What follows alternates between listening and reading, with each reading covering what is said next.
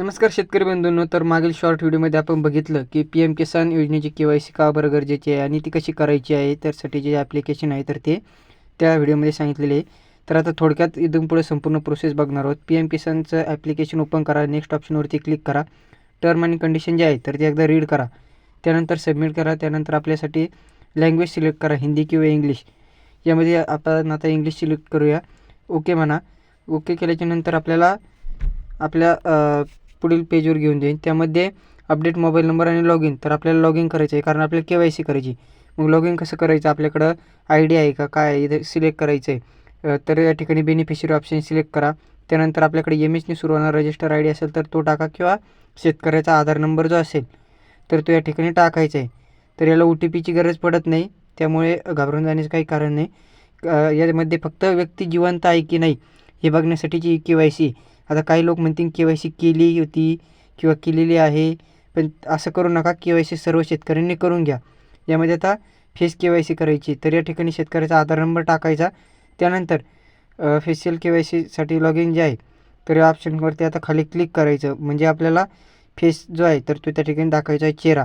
त्यानंतर इथं ॲग्रीसाठी tick mark करायचं आणि स्कॅन फेस हे जे ऑप्शन आहे तर त्यावरती क्लिक करा. वरती चुकीच्या फुलीवर क्लिक करू नका, नाही तर आपली के-वाय-सी होणार नाही. असं केल्याच्यानंतर अशा आपल्याला परमिशन मागेल, त्यासाठी कॅमेऱ्याच्या परमिशन द्यायची आहे, अलाउ करायचे आहे. थोडा वेळ असं वेटिंग घेईन, जे टर्म कंडिशन आहे तर ते रीड होण्यासाठी.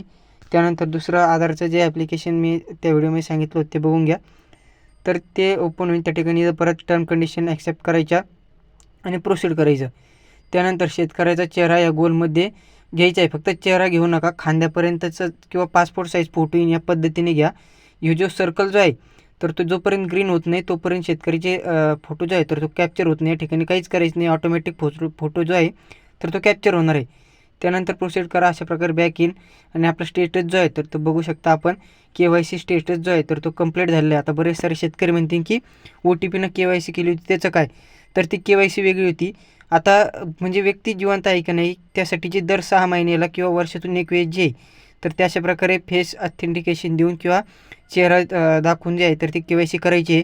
चेहरा कॅप्चर न होत असल्यास डोळे जे आहे तर ते 2-3 वेळेस ब्लिंक करा, ऑटोमॅटिक होऊन जाईल.